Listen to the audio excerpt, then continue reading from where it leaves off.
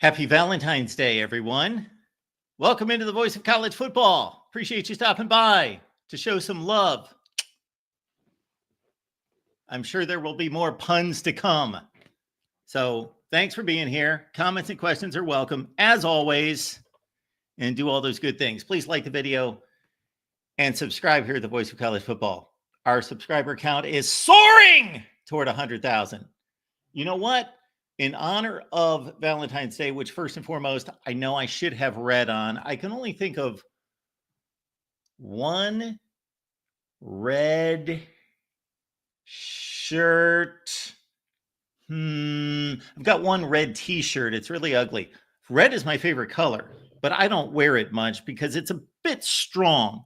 A bit strong. Hang on.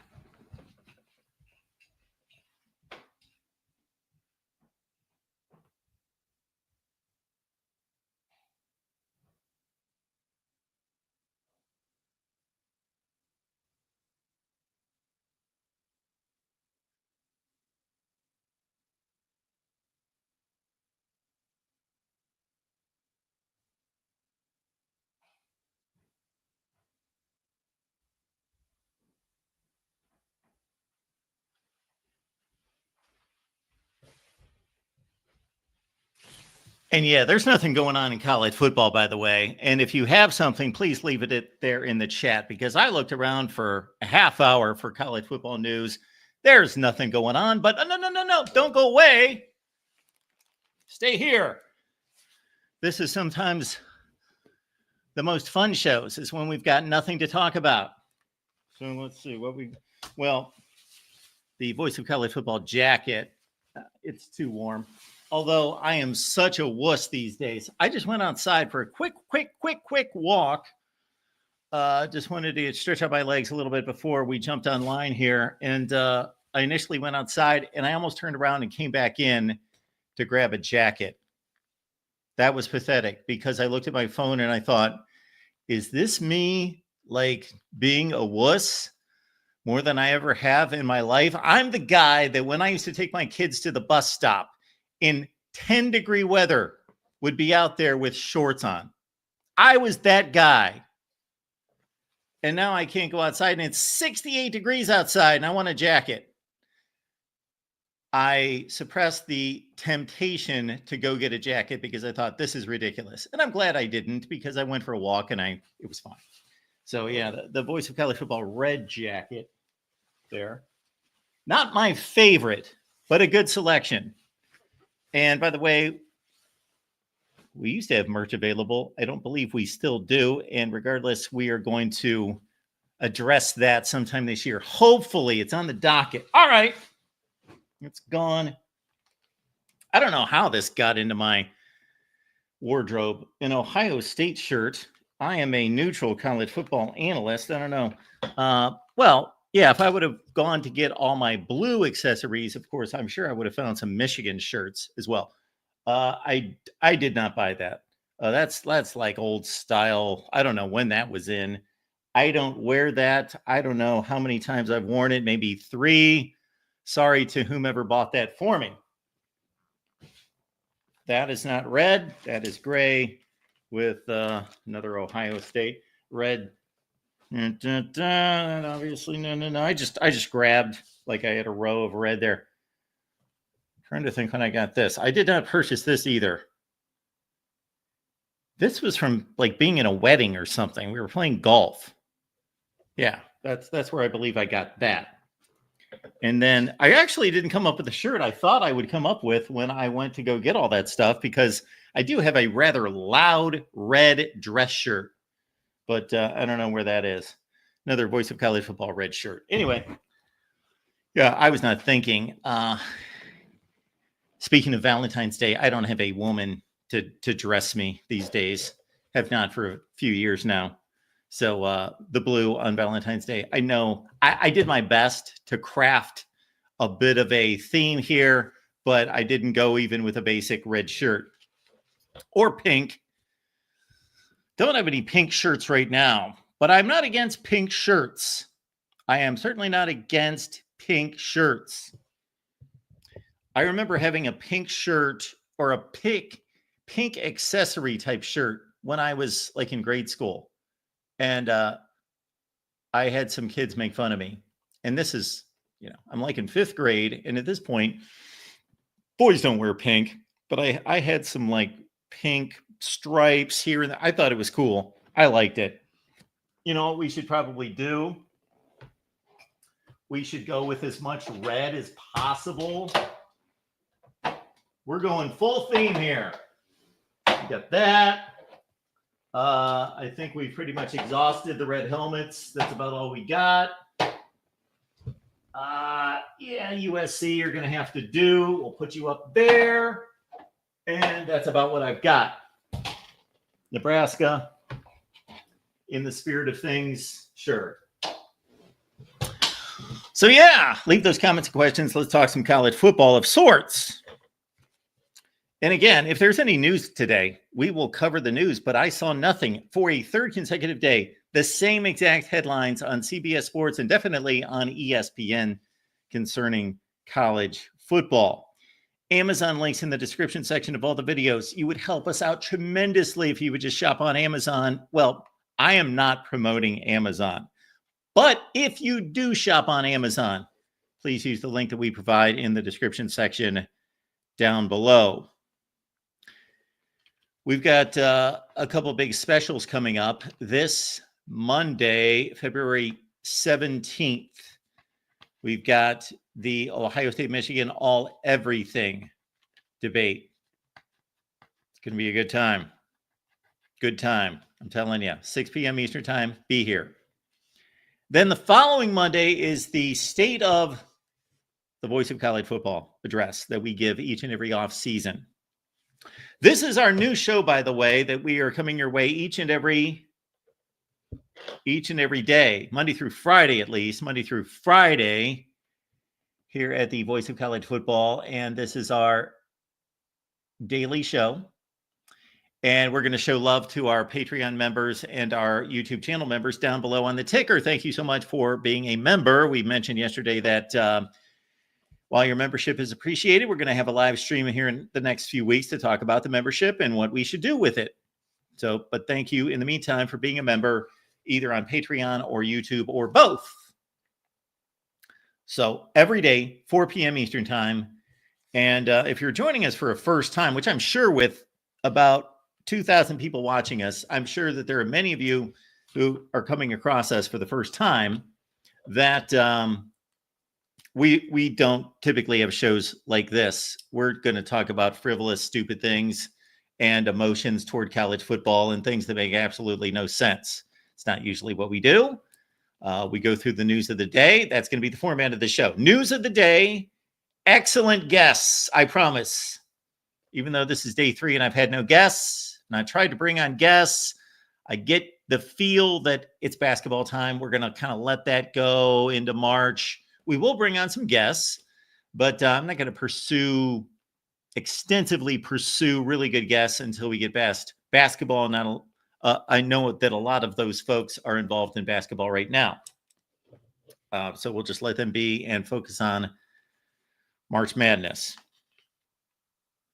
But that's going to be the format of the show. Awesome guests, news, and a topic of the day, which is basically today, Valentine's Day, our love affair with college football. Yesterday's topic was the SEC against the Big Ten. We set up some hypothetical matchups with the Big Ten against the SEC.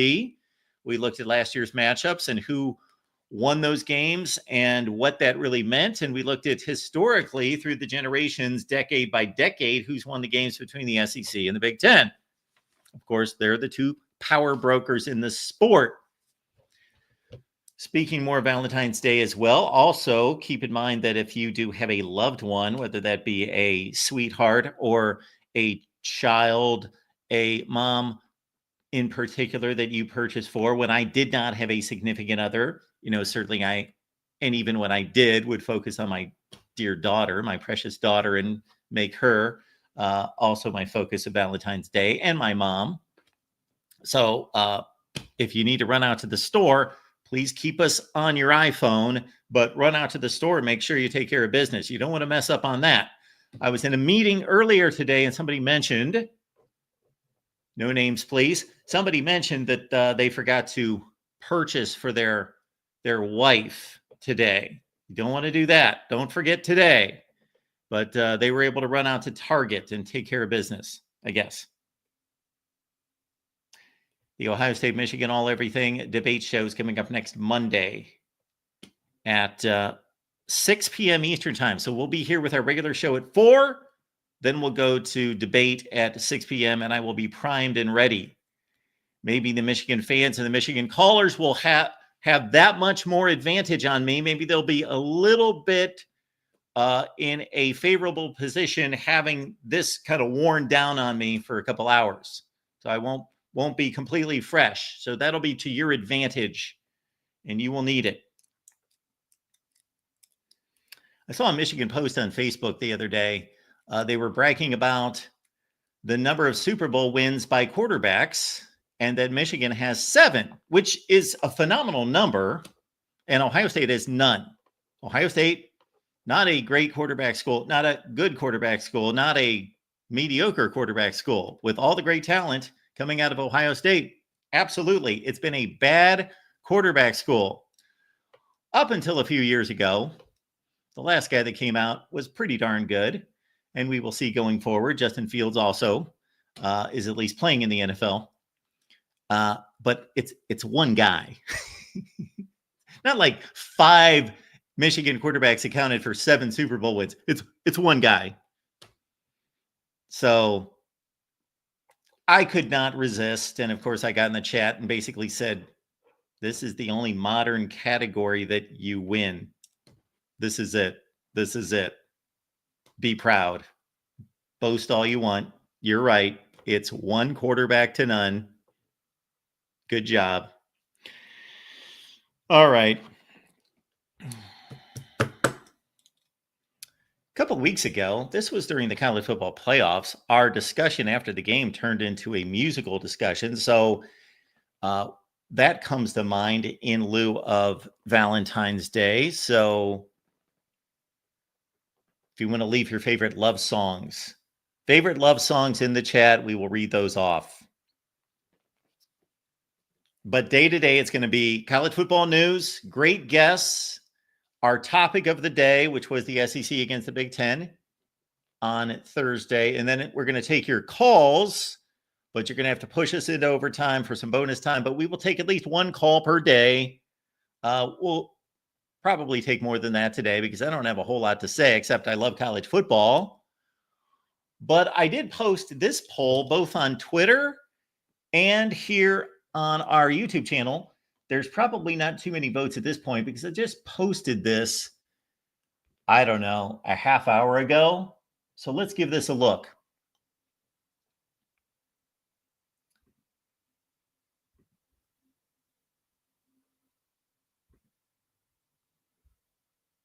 Here we go. We've had only 22 votes. I just posted this 53 minutes ago.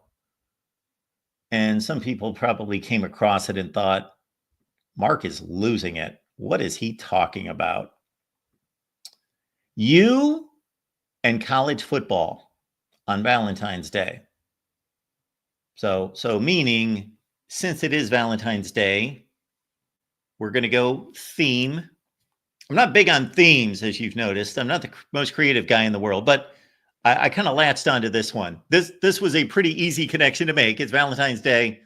And this is about you and your relationship with college football. There was one other one in here I wanted to go with, but I only had 4 options.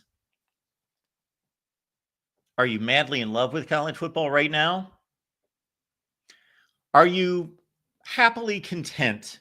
Like, you're not jumping off the walls, infatuated, head over heels, going crazy, certain parts of your body responding a certain way. No, you're just happily content. Things are good. Things are good. It's stable. It's steady. As opposed to madly in love, I could have been a little bit more graphic than that. But madly in love, happily content, or I'm not leaving tomorrow, but we are just kind of going through the motions. I show up on Saturdays. I turn the TV on because that's what I've always done. I can take it or leave it, but I'm committed. But you never know. Or have you had a angry breakup with college football? I should have went with something a little bit different than that, because obviously you haven't. Although we've got 5% out of 22 people, whatever that is. Is that one person?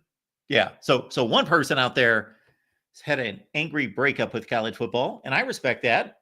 A lot of people don't like what's going on in college football. That's why I posed the question.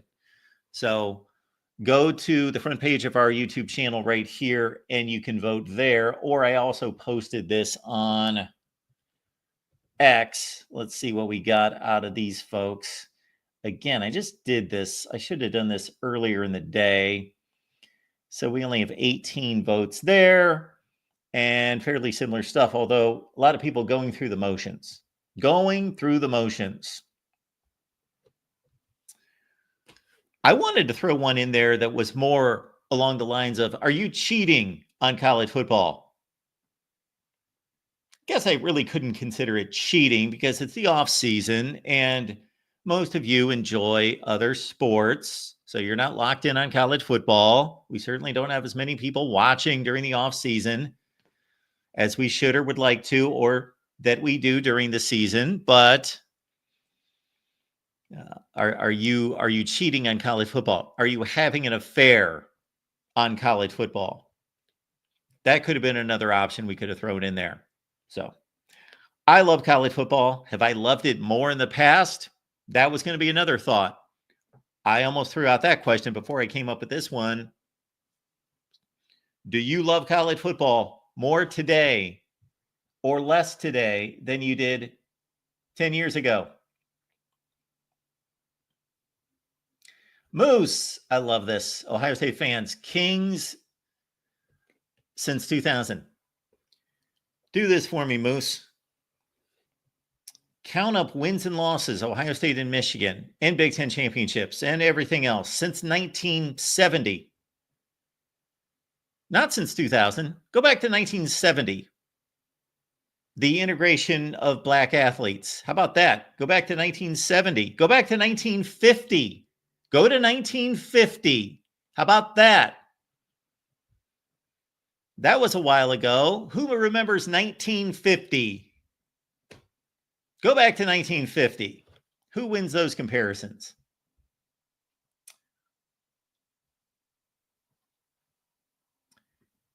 Todd, it's dead in college football this time of year. Nothing going on, which we're getting there. Hang in there with us. We're getting there because in about a month, we'll be in spring practice.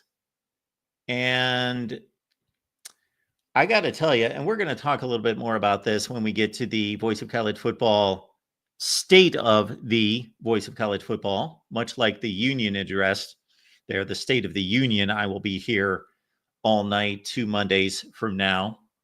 So a week from Monday.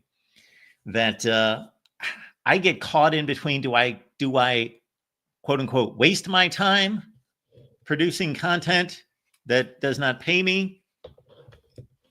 So sometimes I'll dabble into it. Sometimes I won't. I used to be fully committed. I'm cranking out all sorts of content regardless. That video made me $1.86. That video made me $7.02. As I will explain, we are no longer doing that. All right, we got our buddy Will stopping by. Good to see Will. Hey, Mark. Hey, Will. How are you? I'm doing good. Got the long weekend going. The long weekend. That's because of President's Day, correct? Is that because of President's Day? Yes. Okay.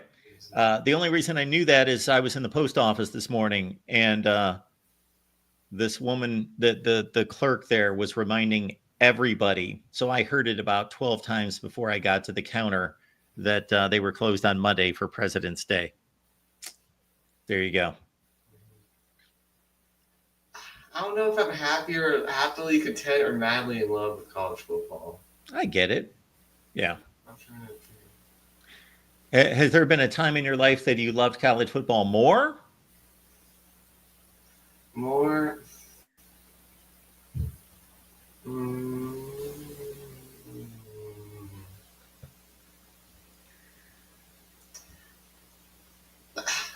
maybe when I was little, I was like a little more connected to it, but I don't know. I would say I'm pretty happy now.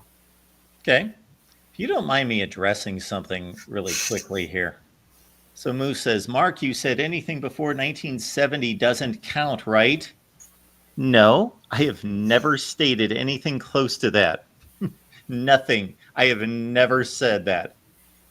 You realize Michigan's 24 and 27 against Ohio State during that time, right? It's also crazy how you try to erase history like it doesn't exist. Moose, it's Valentine's Day, so I'm going to be kind. We'll just say all of that is completely absurd. I will be as kind as I can possibly be. I never stated any of those things ever, not one time. All right, back to our conversation, Will. Yeah, I think it's kind of strange because it seems like most people enjoy the playoff and they like to see that other teams are competing. And, we got all that college football for week after week after week. So I think most people, we debated about the seedings and trying to correct that going forward and all of that. But I think most people were into the playoff, but I think most people are a bit jaded about what's going on elsewhere. Mm-hmm. A lot of people don't like the portal for sure. They want guys to like stick with one program 4 years, then go to the NFL or go about their life afterwards. Yeah, I don't like it. I'm in favor of it, but I don't like it. I know that doesn't make any sense on the surface, but it basically means I believe that they have the right to do that. Unless we're going to sign them to contracts, they have every right to switch schools. They should have freedom of movement, just like the rest of us, to take jobs and leave jobs. So I don't have any issue with it from that standpoint as an individual right, but I don't like it. I don't think it's good for the game. Mm-hmm.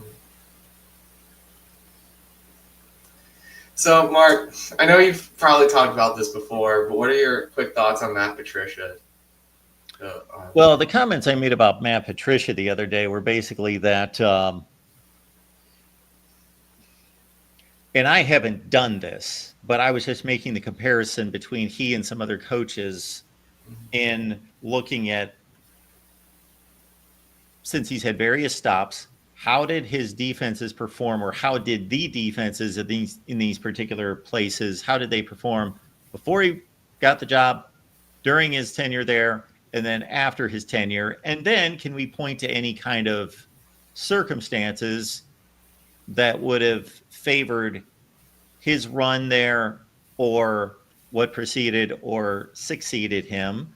Also, that Bill Belichick, anytime you have somebody who was a coordinator under an all-time great coach whose expertise was on one side of the ball, then you have that question mark about how much was that Bill Belichick's defense and how much Matt Patricia's. Of course, he's not going to be a head coach. We know that Dan Campbell's done a much better job with the Lions. I don't like that I hear from multiple sources that he doesn't get along with people, that he doesn't get along with players. And those were my general takes that I can think of right now. Something else out there is kind of escaping me. He's obviously not worked in college football since like the early 2000s. Mm-hmm. I think they could have done better. Mm-hmm. I don't like that, at least when he was in the NFL, he seemed to favor a very unaggressive, bend but don't break type of defense.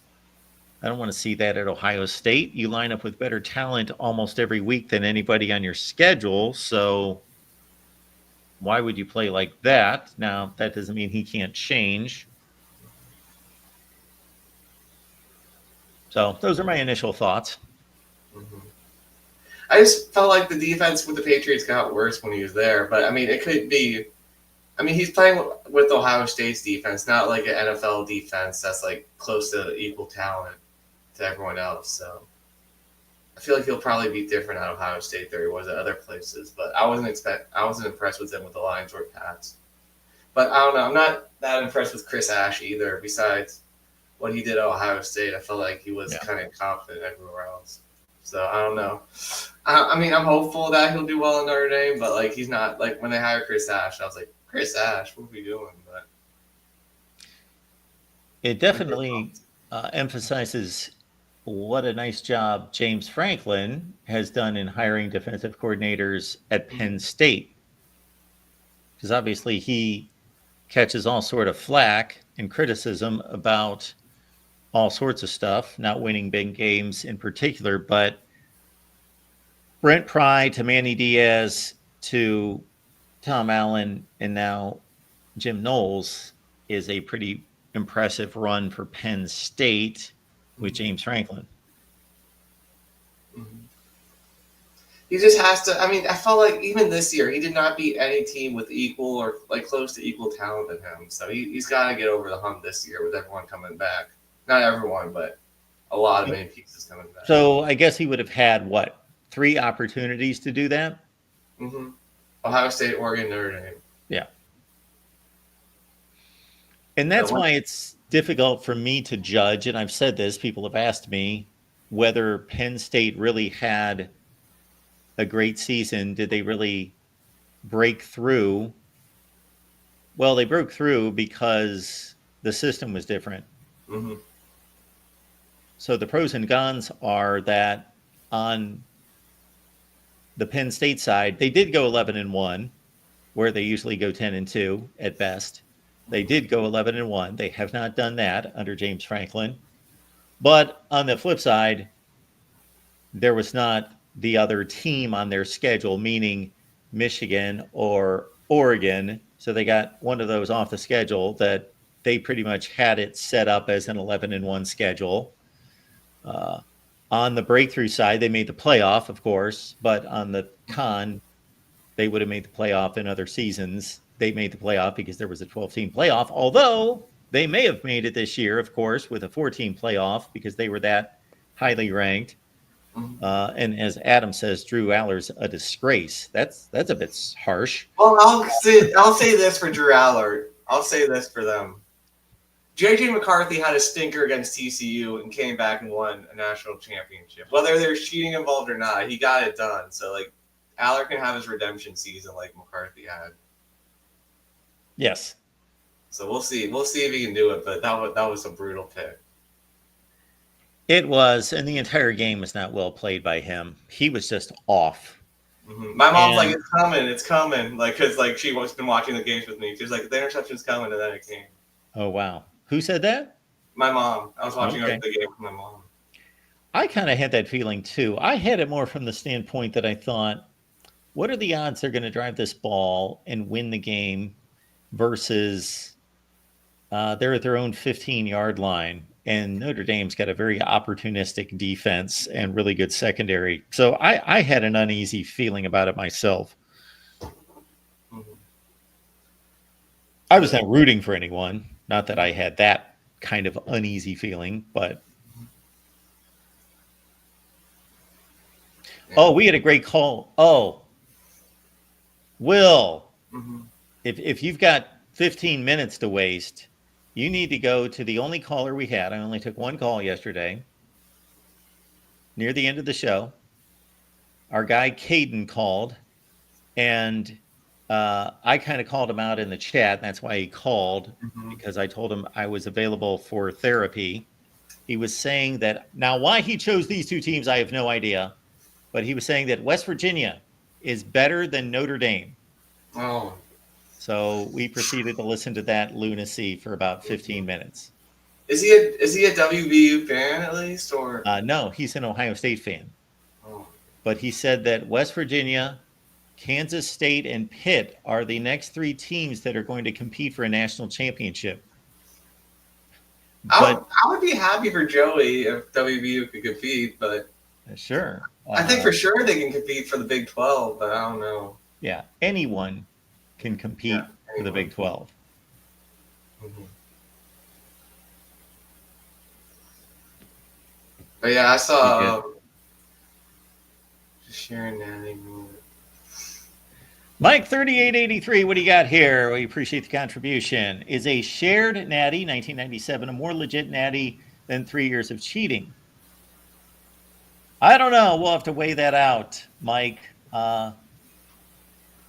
Michigan fans should love me in that I do not believe that, even though it is a shared national championship in 1997, I do not believe it to be tainted or to be less than any other national championship, because there were all sorts of shared national championships. There's actually more champions. Actually, almost every season of college football should have a shared national championship up until the BCS era. Almost every one should be shared, in my viewpoint. I feel like 94 Nebraska probably would have won, but 97 I feel like would have been more even. Yeah. I mean, honestly, like I've watched the games on YouTube, but yeah, my standpoint there is that I have no issue with you or anyone else saying who you think should have won, but in evaluating a national championship, I don't believe that's how we should be measuring things. Who we think should have won. No, you look at the resumes, you look at the records, and you just give the national championship to the teams that earned it. And if it's 2, if it's 5, whatever it is, we're going to do that. That's another thing we're going to do, of course, this offseason. We're going to go through every season, and we're going to reassign the national championships, because many of them need to be reassigned.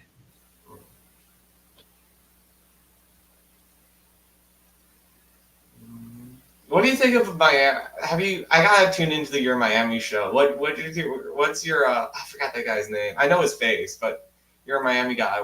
Is he more optimistic about this season? I feel like he can't. Cam Underwood. No, he is not as optimistic. Yeah. No, he is not. He thinks that they blew it last year. They did. Yeah. They should have been in the playoff. They blew it. They had 2 games. If you can't beat Syracuse, especially with a 3-touchdown lead, then yeah, they did not belong in the playoff. They were not good enough. I don't know when they're going to be good enough. I highly question how really good Mario Cristobal is as a head coach. I know that he's good, Mark. I'm with you there. I think he's a good offensive line coach. He's capable. He can run a program. If you want to go 9-3, 8-4 all the time and see a lot of mistakes made, and you've got to have really good teams, really good talent for him to go 9-3, because he's going to recruit well. But yeah, with their schedule, there's just no excuse. They lost to Georgia Tech and Syracuse in the final 3 weeks. You're not a playoff team if you're losing to Georgia Tech and Syracuse. Adam stopping by with this one. Adam, we appreciate you, of course. Drew Aller and Dylan Raiola should be ashamed for their behavior. How do you throw an interception into the middle of the field when you are tied with 38 seconds left? Allard is finished. Finished! I mean, Raiola was a freshman, so I think there's hope for him. More hope for him than Drew Aller, but we'll see. We'll see what Aller can do. I thought Drew Aller had a really good year. He had a great year, but not against Ohio State and Notre Dame. Not against the 2 best defenses he played. He did not. Yeah. I don't know that his wide receiver core. Yeah, that's fair. That's very fair, Mark. What else was I going to say? Oh, Adam's show's fun. I called into Adam's show after their bowl game. Shout out to the Rutgers channel. That was fun. Nice. Yeah, chatting it up with him and the other callers. The Kansas State Rutgers matchup. That was a fun game. Rutgers blew it. Yeah. But yeah, fun show like during the season. if you want to call in, it's fun.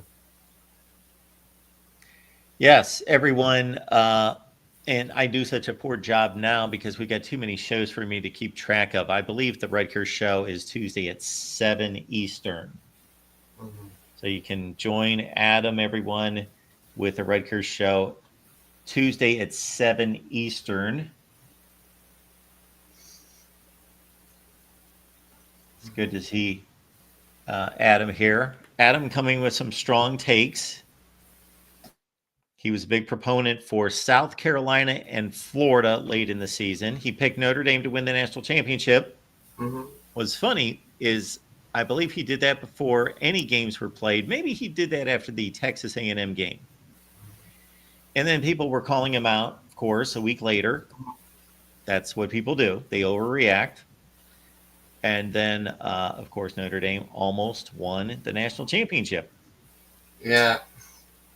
Oh, if the team was more healthy, they would have had a shot. But Ohio State just that more talented and equally as well coached.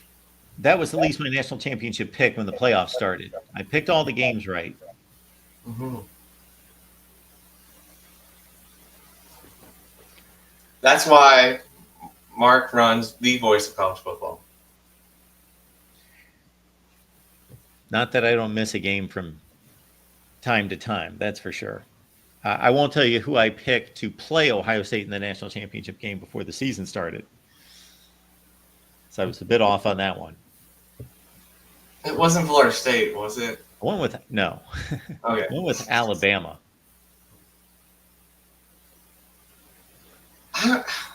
What the heck happened to Jalen Milroe? I don't know. Yeah, he got so much better from the time he got benched in that Texas game through the end of that season. And then for him to get a head coach who's supposed to be a quarterback development guy and just completely wilt and fold and look horrible. That bowl game against Michigan, horrible, and the Senior Bowl. I think they put him out for like one series. He didn't look any better than I would. Even some games that were really good for him, like the LSU game, he ran for $185. And I'm watching that game, and they completely ran over LSU. But I'm watching this game, and I'm thinking the running backs, Jam Miller and Prentice, are not Justice Hayes are not doing anything. They can't run the ball against the LSU front. They're not throwing the ball. They're not throwing it well. And all he was doing is running quarterback keepers the entire night. And I'm thinking, man, LSU's just lack of ability to adjust on defense. This is going on all night. A quarterback taking a straight keeper all night, just doing this over and over. And that's all they gave up the entire night.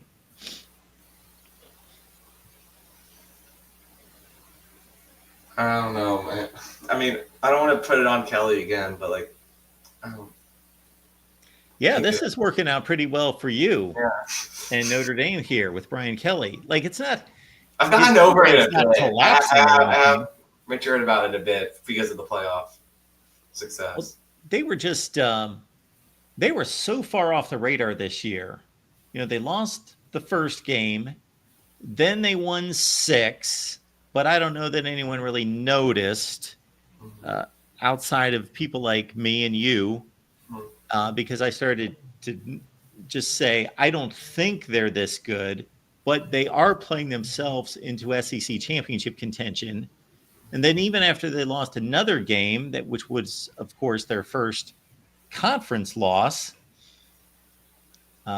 they were still in line to play themselves into the SEC championship game. So they weren't out of it until fairly late in the season, but they were never looked like a playoff contender. I've looked on the I've seen on the betting websites that Gary Nussmeier is the favorite to win the Heisman Trophy. I don't know. I mean, maybe it's because LSU's had a history of it, but without like Joe Brady or Mike Denbrock, I don't. Gary Nussmeier, like nothing against him personally, but I don't have faith that he can get it done. Garrett Nussmeier is the Heisman favorite? I saw that. Maybe it's changed, but at one point he was the favorite. Wow. Okay. Cade Klubnik, Lenore Sellers. Who else do we want to throw in this? Maybe Marcel Reed. Maybe Archer Quinn, whoever starts.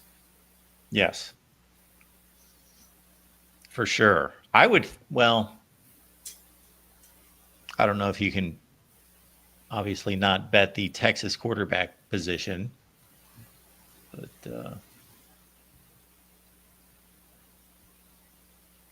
you can throw Jeremiah Love in there.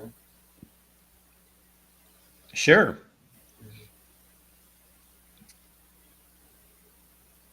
I don't know who Adam doesn't think is a bum. Mm-hmm. Jalen Milroe, out. Drew Aller, out. Garrett Nussmeier, out. Mm-hmm. Somebody else was on the Aller comment. Somebody else he kicked to the curb. Aller. Are you feeling good about Notre Dame this year? Should they be trending? I think I'm feeling good about the team. I mean, we just have to make sure that the quarterback development's good. Hopefully, I think CJ Carr will start. Offensive line should be better, a bit better. Receivers should be better. Greathouse is back. David. So Steve Angeli, you don't think he's going to start? He could start, but I just think that there's a higher ceiling with CJ Carr and Kenny Minchie.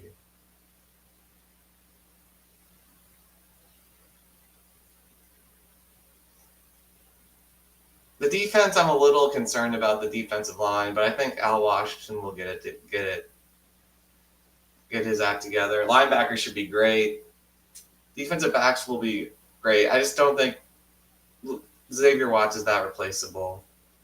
He's definitely I feel like he's the most irreplaceable guy on the team in terms of what he can do tackling wise and pass defense wise. But there will be another talented safety back there with the Don Schuler. That's probably the most wide open competition, that second safety spot. But I just don't think it can be quite as good as Xavier Watts was. Probably not. Mm-hmm. He was just about the best. And as our buddy Joe Long is pointing out, Notre Dame's best wide receiver during the playoff, Jaden Greathouse, is back. Mm-hmm.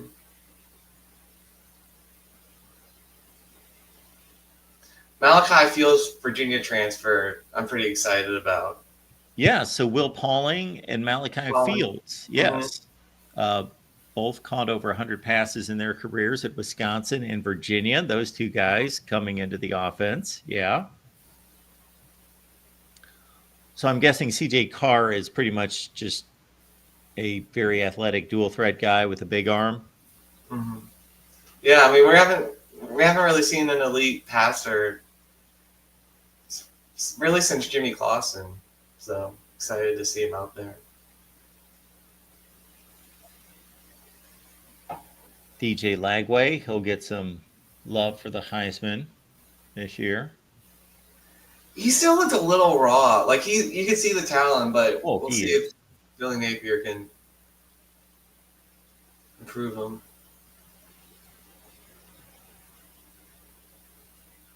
That's another good pick by Yakov.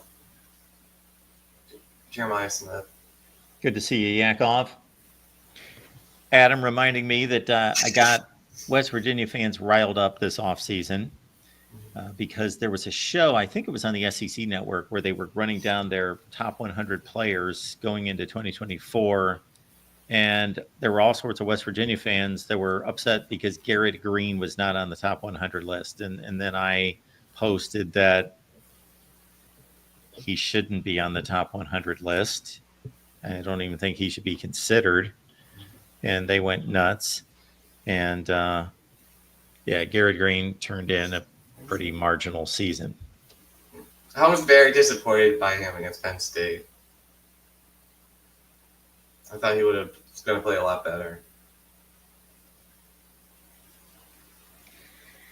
David telling us that the Florida over-under for 2025 is 6.5. I'm all over it. Okay. Well, they're playing at least in conference, they're playing the same schedule they did this last year.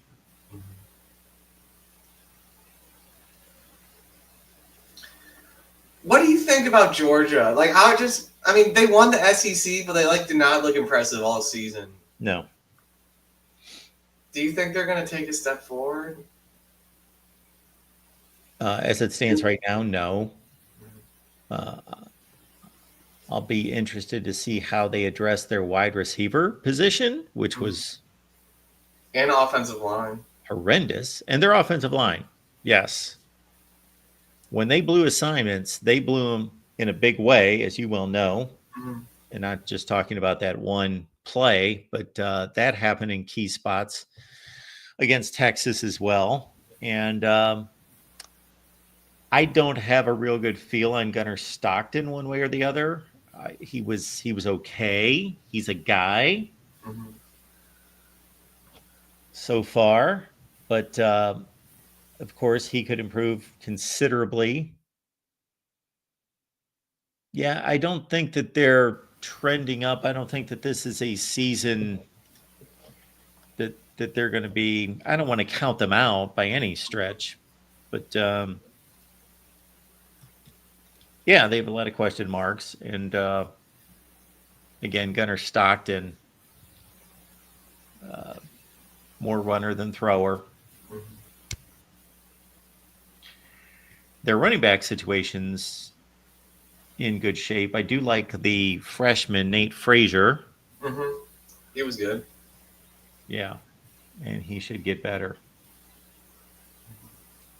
Look at what the Philadelphia Eagles did in the Super Bowl with 4 Georgia players.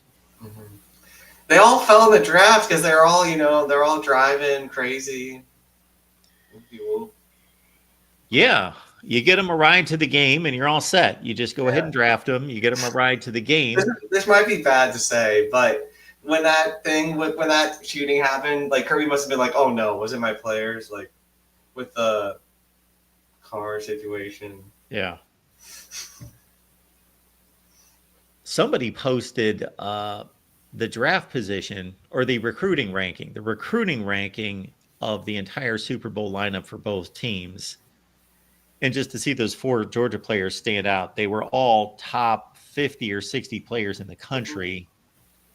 And just to think, in 2021, they fielded one of the best defenses we've seen in recent memory. And just 3 years later, those 4 dudes are starting for the Philadelphia Eagles and they win a Super Bowl. That's kind of crazy when you think of it that way. Eagles just dominated the lines of scrimmage. I was not expecting it to be that lopsided.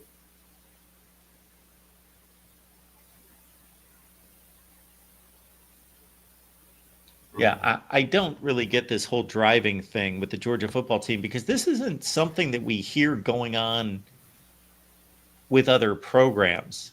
Like, obviously not to this extent, but I mean, I don't recall. Like, it would make more sense. I think the last I heard it was 24 driving violations, like in 2 years.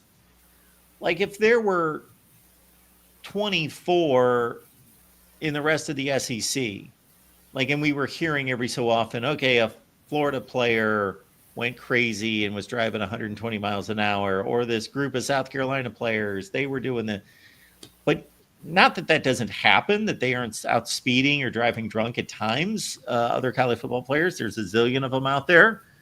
But for it to be that concentrated in one place is just insane. David, the question, I would like to think Notre Dame, but my heart says Notre Dame, but my head says probably. I don't trust Sark that much in big games, but I feel like Sark's Texas teams probably have better players. But I would go Texas 1, Notre Dame 2, and Oregon 3. yeah, I have never been a huge Sark fan, but I got to say that he's delivering. mm-hmm. You know, they might have had the second best team in the country. That's a good argument. Yeah, Who was the second best team in the country? Some Penn State fans would still argue for Penn State, but it's pretty much an argument between Notre Dame and Texas. And then people forget about Oregon because they got trampled. Mm-hmm. And the way the I'm playoff confident Notre Dame would beat Oregon. It seemed like that was like 3 weeks, or it seems like it was ages ago, but it was only 3 weeks before the final of the season. You think Notre Dame would beat Oregon? Yeah, I think we were neutral. I think we match up well against their offense.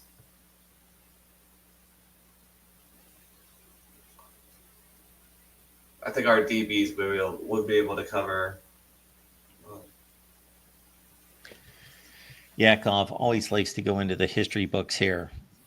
Mark, do you have any memories of Joe Montana at Notre Dame? The only memory I have of Joe Montana is a very faint memory of that Cotton Bowl against Houston when they were down 34-10. Was that the score? I think 34-10, that they won 35-34 when he had the chicken soup at halftime, when he had the flu and a fever, and he came out and led the comeback. Like, I vaguely remember watching that. I don't know if I watched it for 5 minutes or the entire game. I don't know. But I know that I watched some of it. Mm-hmm.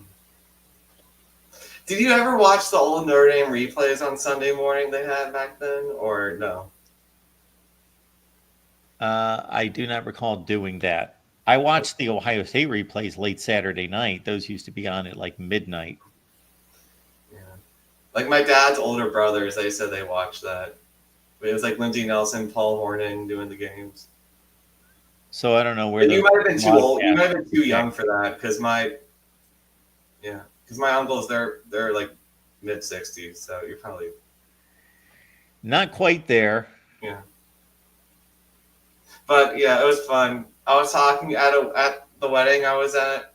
I met a former Irish player, Tom Galloway. He was a special teams player his senior year. His senior year was 86, and Lou liked his work ethic, so he got on the field. And he was part of the Tim Brown punt return to set up the touchdown against SC. So it was fun. Very nice. Mm-hmm. And he had like a bunch of old Irish players in his contact list that I knew. So it was fun. Have a new connection. We're going way off the rails with this one, but I just feel like reading Jackson's comments here. Yes, I do remember this, Jackson. This at the time was the greatest comeback in NFL history. I believe they were down 35-7 to the Saints, and this is before Joe Montana was Joe Montana and before the 49ers were the 49ers. They had lost a zillion games in a row. And yes, I don't know who the announcer of that game was. I should go back and listen because I'm sure I would know who it is. I am pretty sure. I did not watch the Earl Bruce show. I do not recall ever watching the Earl Bruce show, David. I don't remember what, don't recall that. When I was down in Mississippi, I think it was at the tail end of those coaches shows. Do they still do those things? They do them on YouTube sometimes. Some schools do, but not every school. All right, because I was going to say, I thought that was kind of the tail end of that kind of fading out, like people would need to watch on cable the coaches show on Sunday morning. I forgot the guy. Marcus Freeman does one with the guy that replaced Paul Burmeister on the radio. I can't remember his name, but they've been doing it together since Marcus started. Yes, Adam's latching on to our Valentine's theme here. So if you want to leave any kind of love songs in the chat, we'll read them off. My question was basically, we've got a poll both on the YouTube channel and on the Twitter account. Basically, your stage of love affair with college football, where it stands right now. Whether you're madly in love with college football, you're just kind of happily content, or maybe you're going through the motions, and I have possibly no idea who Marcia is. and then or possibly there's been a angry breakup.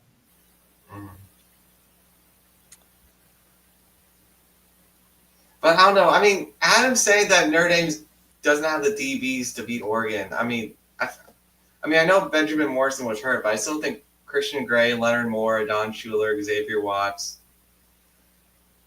I think they handle them. But That would be one of the games that I would have loved to have seen. One game you would have liked to have seen played last year. Do we have one game? I'm going to go Notre Dame and Oregon. mm-hmm.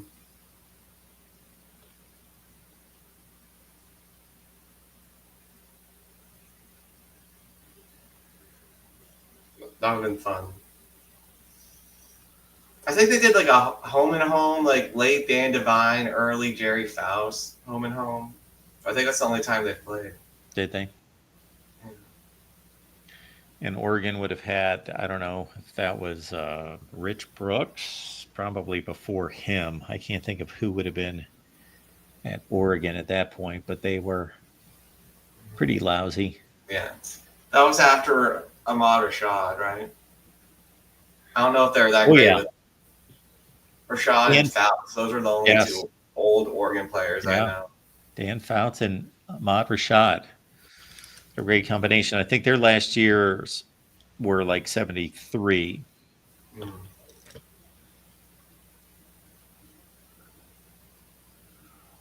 All right, Will. Anything else? No, I just want to call in. This is a great time for me. It's 4:00, so I'll definitely be popping in more often. Yeah, we will be here every day at 4:00, and hopefully this catches on. Don't have a whole lot of folks here right now, but this is only our third day, and nobody's really talking about college football these days, but we'll trudge it out and continue. So, yeah, we'll bring on some good guests and deliver a good show here every day. Awesome. Thanks, Mark. Thanks, Will. Have a good weekend. All right, folks. Going once, going twice, going three times with the call-in line. And we have ventured off into all sorts of topics here in the chat. Adam wanted to see Georgia and Ohio State play. And yes, Marianne winning in a landslide over Ginger. And that's, based on my experience, has been the consensus anytime that's brought up. So I feel a little bad for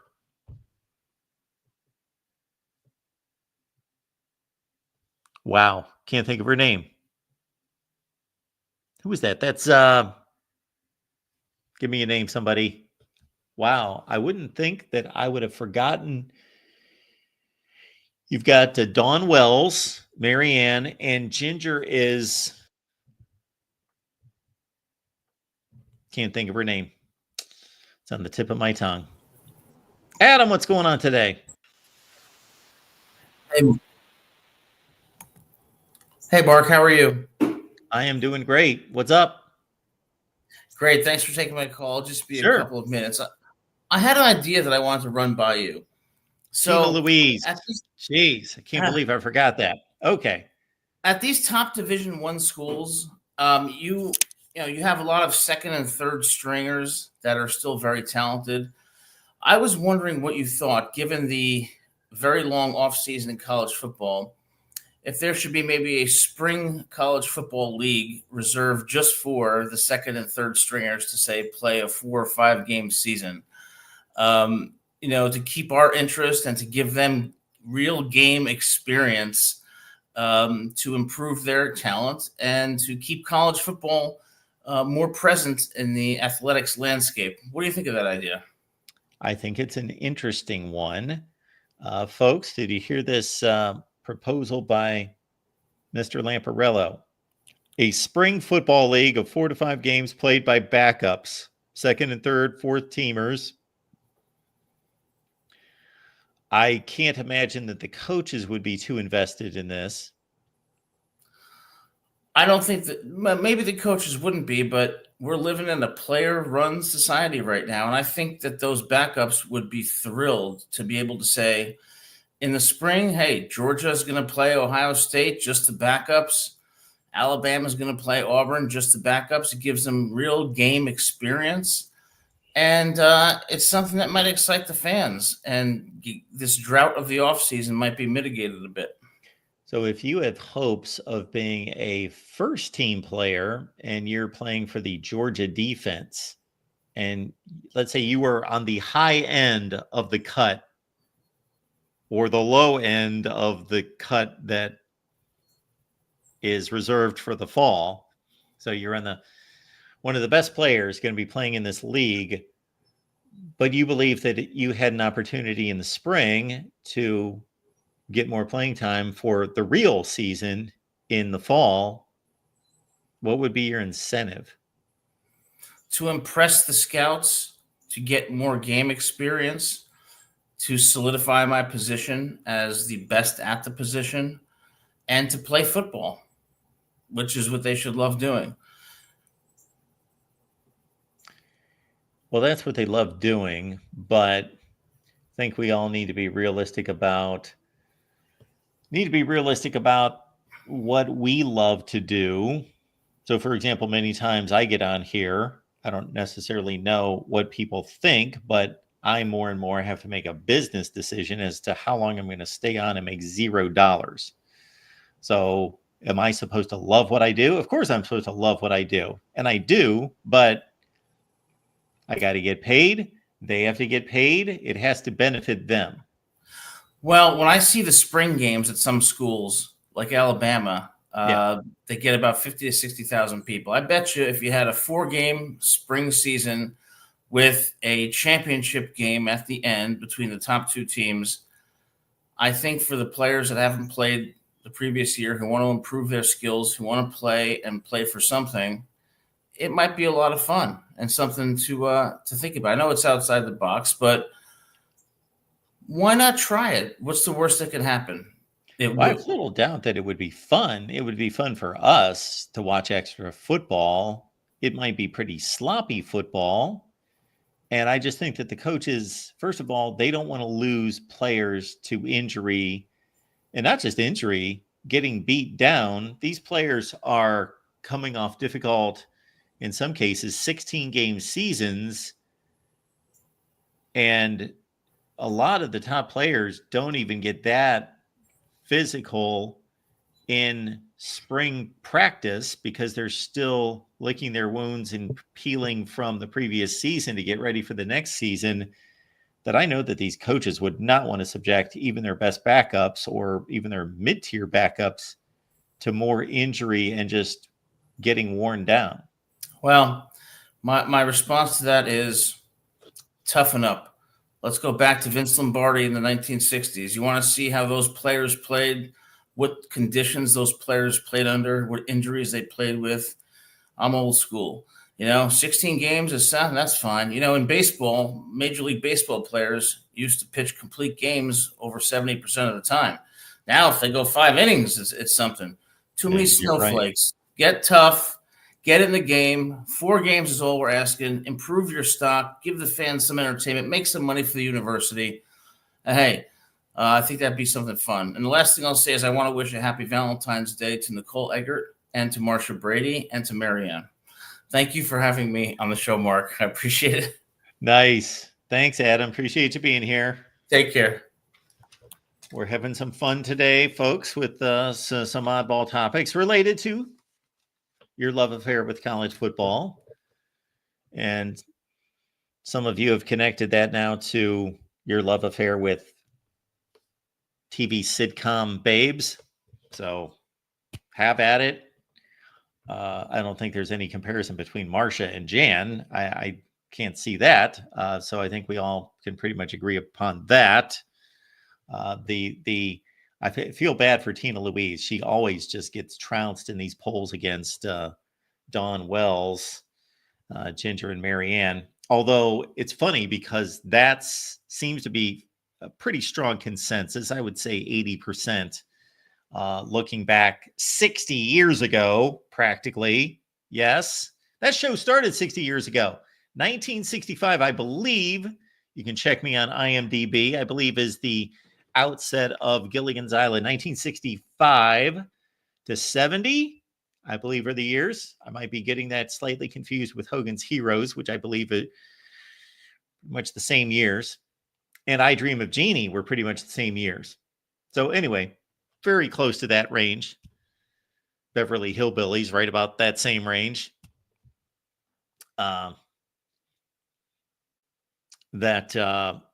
Obviously the way the show approaches them is that Tina Louise is the heartthrob.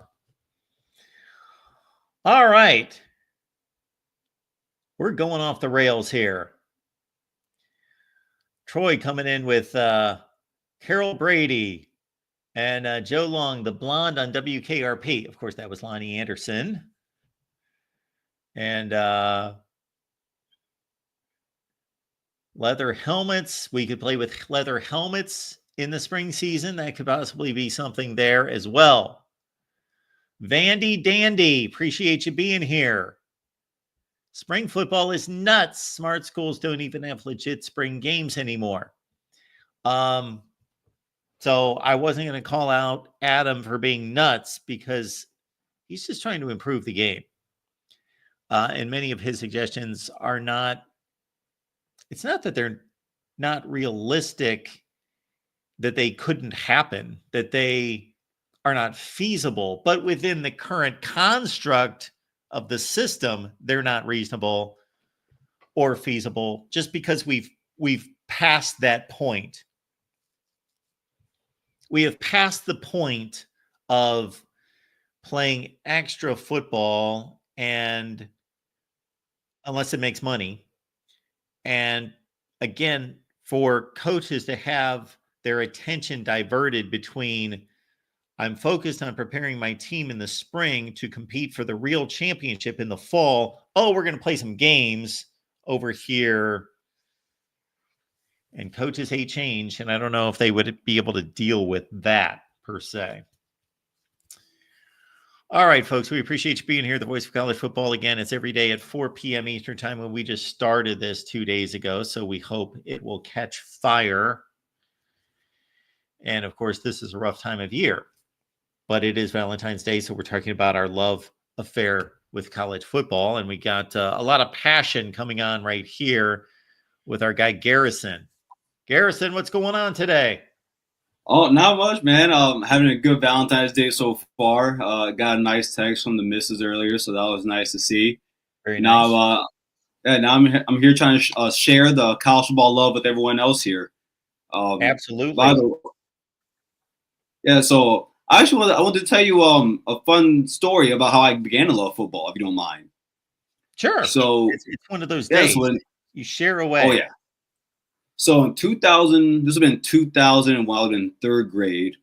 I was too afraid to play football. Mind you, I was taller than everyone else at that age, but I just didn't want to play. My dad was a little disappointed, but whatever. And then the next year, there was a kid named Maurice Clarett who ended up going to Ohio State, and I was really excited about him. I was like, you know what? I'm gonna go play football. Just so happened, Mark, I happened to be pretty good at it at the time, so that made my dad pretty happy. Actually, that's my first game. I get the ball, run the ball 30 yards down the field, and this kid runs in front of me. You hear a big crack, and you can hear my mom scream in the stands, and it was me running that kid over. So it was pretty cool. And then, of course, that season, Ohio State goes on to win the national championship, and ever since then, I liked football. I liked Ohio State, but for a fourth grader after that, first year playing football, I never turned back. Of all the sports teams I have, I could honestly say this is the one I love with unconditionally. And that's how it all started for me. Well, that's cool. Love hearing the football stories Mhm. and how people fell Oh in yeah. love with football or how they became, you talk to a lot of people, and especially when you find out where they grew up versus what team they root for, and it's not an exact Mhm. matchup. And you wonder, okay, how did they fall in love with this team? And Yeah. it's various ways. They like the uniforms, or there was one player that caught their eye, or whatever it might be.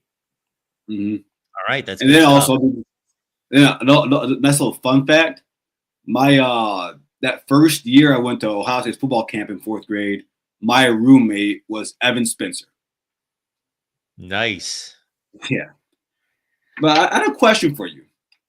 But before you move on to the question, Yeah. Garrison, so Evan Spencer, of course, threw the pass against Alabama Yep. over to Michael Thomas for a touchdown. I don't remember exactly what the score was at that point. It might have been when they were down like 21 to, it wasn't 21-7 exactly, because No. it was kind of an odd score, but they were down by Mhm. 2 scores at one point. Yep. Like, I think Right it was before 21-6. halftime. I think it was 21-6 actually. Anyway, they Mhm. scored a touchdown. That might have been the one to get them to 21-20. Regardless, what always amazed me about that, two things amaze me about that play. One is that that's a tough pass to make. The trajectory on that pass from where he threw the Mhm. ball, he threw it all the way across the field. Wasn't like a long pass in terms of vertically, but he had to throw the ball. And then the angle he had to put on that, the trajectory on the ball was perfectly thrown. And then that Michael Thomas leaped up, caught the ball, and then his foot came like down like that close to the sideline. He twisted his foot and it landed like right. He had it perfectly along the sideline. Mhm. It's a great play. All right. No, Had to get what's that in. even crazy about that is, if you ask me if would I like if would I trust Cardell, JT, or even Braxton to just one chance make that throw, I'd be like, I don't know. But Evan Spencer made it, so that works out. I had a question for you. So I took some time today and I wrote down my way too early Big Ten records for each team. Okay. Now, some things in there, some of them are hot takes. I will admit to that. Did you And post so that? yes, I did. See if I can find it. Okay, go ahead.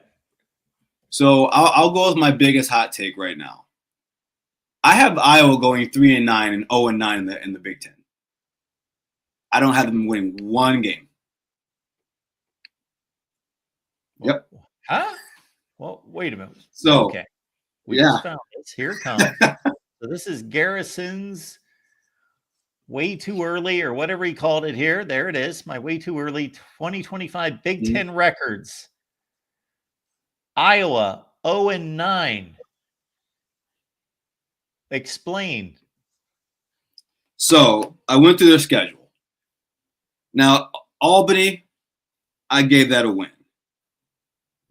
Iowa State, it's at Iowa State, but they always win. Kirk Ferentz wins that game no matter what, so I'm just giving it to them. He didn't. And then he I didn't had win them against the UMass. Say again? They lost to Iowa State this year. Okay, well, I'm taking it just as far as they did lose that last year, didn't they? They did. Yes. I bet it on that game. I remember I made a pretty hefty bet on that game. But usually I usually see them win, so I'm just going to take that. And then there's at Rutgers. For me, when it comes to Iowa, yes, they always have a good defense, and Phil Parker always has them ready. I don't trust that whatever they're bringing up at quarterback. I don't trust that they have a wide receiver. You lost your best player at running back. I think they could lose at Rutgers. What do you say to that? Well, of course they can lose to anyone, but this is Mhm. a team that goes 8-4, 9-3 every year. Mm-hmm. And like you say, they are actually losing a lot of NFL talent, especially basically their entire linebacking core is gone. Mhm. And they lose their best corner, Jamari Harris. They will have 6 or 7 players drafted. They should have been better. They should have been better last year. They had a really good safety too. Trying to think who would have been a safety that I'm not remembering. Xavier Wampa's former 5-star, but he's not the guy you're thinking of. No. That would have been their best safety. Oh, Ladder- Nick Schulte or Sebastian Castro, one of those two guys. Was Castro there at this? Yeah, Sebastian Castro. So yeah, they do lose a lot, but yeah, you're not going to sell me on Iowa going 0-9. No, all right. So, and this is where it gets fun for me. Then, Okay, there's Indiana. I think they're going to lose that game. Then there's at Wisconsin. I think they're going to lose that game. Penn State, loss. Minnesota, I'm very high on them this upcoming season. I think they lose that game. Then there's Oregon. Then at USC, Michigan State, and Nebraska. Now, I told someone that commented on the two games I am iffy about are the Nebraska, Michigan State, and Rutgers game. Because I think those are winnable. I just believe that when it comes to Nebraska, you're away. And I think Nebraska has the best player on the field right then and there. And Nebraska brought in some really good players. Brought in Wisconsin's best player out of the portal. I thought that was a good player for them on the defensive line. Michigan State, I'm just assuming that Aaron gets better, or Aiden gets better. Aaron Childs. I think he gets better. I think they have more talent. I think they have Marsh, who's a really good wide receiver. Do you think they're going to get the 9 wins? Let's put it that way. Do you think they can get the 7 or 8 or 9 wins? Because I just don't with that schedule. well, you've got them at 3 and 0. Oh yeah, I have them at 3. But you said that they usually go around like 7, 8, 9. Do you think with that schedule they can do that? Sure, they can. You think they will? I don't think they will. Read off the schedule again. Yeah, I got In you. the Big Ten. The Big Ten? Okay. Yeah. At Rutgers, Okay. Indiana, at Okay. Wisconsin, Penn State, Minnesota, Oregon, at USC, Michigan State, at Neb. 5-4. So I'm not too far off. 0-9. I'm going 5-4 at this point. But with 3 asterisks next to them. 3 asterisks. Now, my next one is Illinois at 10-2. Illinois 10-2. Yeah, 7-2 in the Big Ten. Okay. Now I can pull up their schedule here. I know their big non-conference game is Duke. Yeah, so they play at Duke. I think that'd be a fun game to watch, honestly. Then Western Michigan, but in the Big Ten they have at Indiana. I gave them a loss there. USC, at Purdue, Ohio State being their second loss. At Washington, Rutgers, Maryland, Wisconsin, Northwestern. I think it's fairly easy. Yeah, that is a pretty easy schedule. One more time. All 9 Big Ten games, Garrison. Yep. At Indiana, USC, Purdue, Ohio State, Washington, Rutgers, Maryland, at Wisconsin, Northwestern. No Oregon, no Michigan, no USC, no Penn State. No Penn State. Yeah, that's an easy schedule. I put on there with anyone that has an asterisk next to them, I have them making the playoff. Okay. I don't have an issue, not that I'm going to predict this, but I don't have any issue with anybody else besides Iowa. Oh no, I've gotten a few DMs about it. Who do you think that Ohio State is most likely going to lose to? I have them losing. So I mean, it's either between the Penn State and the Michigan game. Between those two, I would say that I'll lean more towards the Penn State game. But I do believe Michigan being at home that's gonna be pretty tough. That's gonna be pretty tough, only because I would expect Michigan to be their best by that point. I also expect Bryce Underwood to be the quarterback by that time. Being at home for him would be a pretty good situation. Other than like being at Ohio State, which would be tough for a freshman quarterback. If Mikey Keene is the quarterback, I don't predict Michigan to win that game because I just think he's just average and small. But yeah, I would say Penn State. How about you? That if Ohio State loses a game, well, the most likely one is going to be Penn State or Michigan. I'd have to see their schedule again to see who would be the dark horse for them to lose to. I've seen a few people point out Wisconsin because I think it's there. Outside of that, because my big thing is this, I had this conversation with a few guys in space last night. Actually, it's hard for me to see Ohio State going 9-3 because I barely ever see it. And usually I live by what happened last year or what happened 10 years ago has nothing to do with what happens this upcoming season. But just as a fan, it's hard for me to see. Yeah, they don't go 9-3. They don't do it. The last time that they had that bad a season, they obviously had an interim coach. The last time that they had a permanent coach and they went, get this, folks. Maybe some Michigan fans are in the chat and they'll have some kind of an excuse when I say this. But the last time Ohio State with a permanent coach had that bad of a record would have been in 2004. Yeah. It it's doesn't happen. It's a beautiful thing. It doesn't happen. And then, my next question would be, did you add up all these Big Ten records? Looking at it. Did you add up the wins and the losses? Oh, like as a total for everybody? Yeah. No, I did not. Do you know why you need to do that? Am I missing someone? Or am I missing a game? Nope. Why do I need to do that? Tell me. All right. So anytime you do predictions, if you add up all the teams' records in the conference, it has to add up to 500. Ooh, and Mark, what did I add up to? Did you do the math? Oh, I started to do the math, and then I had to start talking, and I lost track.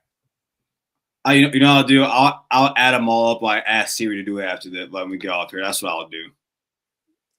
I usually like type them. Yeah, there's a little prediction point of advice there for you. That no, I like. Oh, thank you. It's mathematically impossible unless they all add up to 500. The conference records. I'm going to do the math after this. I appreciate you letting me know that. I never even thought about that. Never even knew that, actually.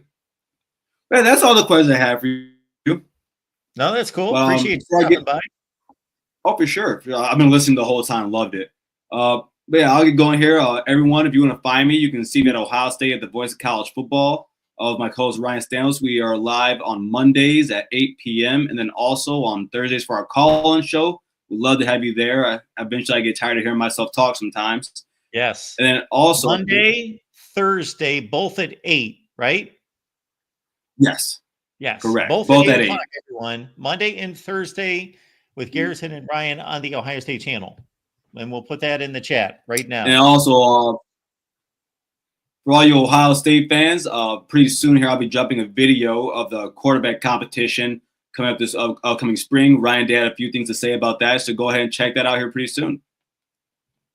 Very good. But Mark, you have a wonderful Valentine's Day. Absolutely. Appreciate you being here, man. Thanks for jumping on. Oh, for sure. Thanks for having me. Have a good night. I'm going to take that Iowa prediction, and I'm going to go right to our Iowa show on Tuesday and get some people riled up. Oh, no. Please do. What I'll do myself is that I'll find them on X and I'll tag those guys in there and ask them what they think about that. It's a very bold take. I wasn't proud of myself while doing it. I'll be honest. I wasn't confident. So, all right. See ya. All right, Garrison. Have a good one. I should have jumped in with this one as well. Next time we talk to Garrison concerning predictions, I'll leave this one out there as well. And for those of you who watch me on a regular basis may be guessing what I'm going to throw out there. And that's, of course, the famous Voice of College Football plus or minus 3 factor. That if you look over the course of the country, you got to find about a third of the teams, about a third of them are either going to increase or decrease 3 wins from the previous season, like clockwork. So last year in the Big Ten, since he just gave us Big Ten predictions, last year would have been Michigan went from 12-0 regular season to 7-5. Washington went from 12-0 to 6-6. Purdue 4-8 to 1-11. Northwestern went from 7-5 to 4-8. Illinois went from 5-7 to 9-3. And Indiana, of course, most famously went from 3-9 to 10-2. So those are the 6 teams in the Big Ten last year that had a plus or minus 3 win total from the previous season. So there's going to be more of those. There are going to be more of those. Thank you, Jim, whatever you're alluding to there. We do appreciate you being here at the Voice of College Football. We'll be back on Monday at 4 p.m. Eastern Time. And this is the College Football Show. We want you to make this a staple of your day each and every day, Monday through Friday. We're going to go with news, great interviews, a topic of the day. And next week, we're going to do TV ratings. Big 12 TV ratings, the ACC, the Big 10, the SEC, and make the comparisons. So next week's going to be TV ratings breakdown, unless all hell breaks loose and there's all sorts of big stories. But we're going to do TV ratings next week. And of course, next Monday is our Ohio State, Michigan, all everything debate show. That's at 6 Eastern. But here every day with the College Football Show, 4 p.m. Eastern Time. Great guests, your calls, and we'll see you next Monday. Happy Valentine's Day.